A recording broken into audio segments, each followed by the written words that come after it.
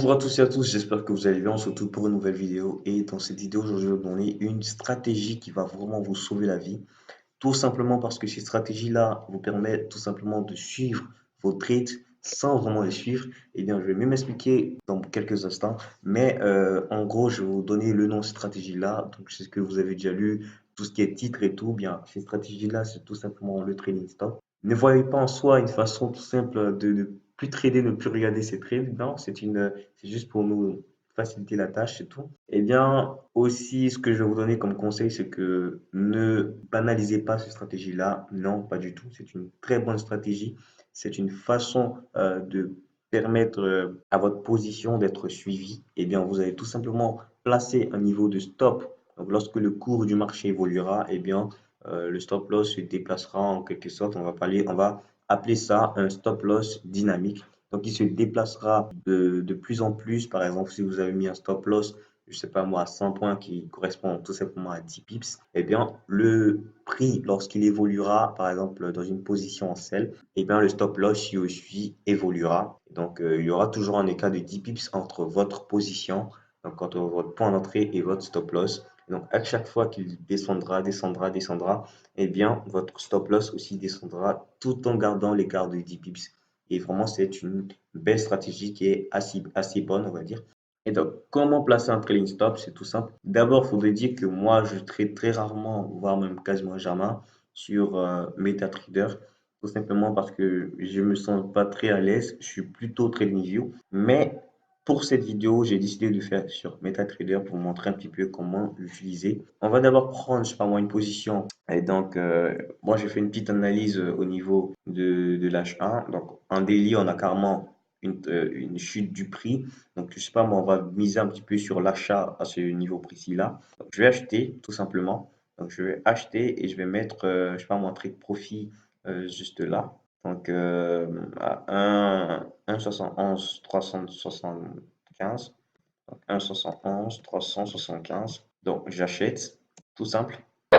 Et ce que je vais faire maintenant, c'est que je vais placer un trailing stop. Qu'est-ce qu'un trailing stop? Bien, je vais vous montrer comment placer tout simplement. On va se rendre ici. Ok, super. Euh, Ça me gêne ça. Ok, je vais le mettre ici. Ok, super. Et donc, je vais replacer le trailing stop. Trailing stop. Je vais mettre à 50 points. Pourquoi? 50 points, ça équivaut juste à 5 pips. Voilà, c'est tout simple. 50 points, 5 pips. Eh bien, comme vous le voyez, j'ai pris une position en achat. Donc, j'ai mis un trailing stop. Vous voyez que lorsque le prix évolue, lorsque le cours évolue, eh bien, stop loss dynamique évolue aussi en suivant le cours. Donc là, j'ai pris une position en achat tout simplement parce que je ferai une analyse où je vais voir un bloc de contrat. Donc forcément, il y aurait soit un retournement de tendance ou soit même, voilà, on aurait ici un pullback, c'est une possibilité. Et donc, vous verrez que lorsque le prix, donc lorsque le cours essaiera de se retourner, eh bien, mon stop loss dynamique, donc le value resté statique, et donc, le cours reviendra juste toucher un stop loss normal. Donc, il se comporte un petit peu comme ce qu'on appelle des break-events, seulement que vous n'avez pas du tout besoin de toucher quelque chose.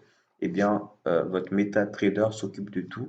Mais il faut faire vraiment attention parce que souvent, voilà, MetaTrader et les brokers, je ne sais pas s'ils sont de mèche, mais il y a souvent certains petits décalages, donc de points ou de pips, ça dépend de comment vous l'appelez.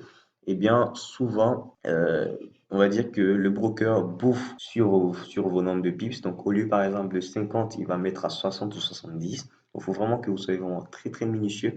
Donc, vous voyez que le prix a évolué et tout simplement, notre stop loss a aussi évolué.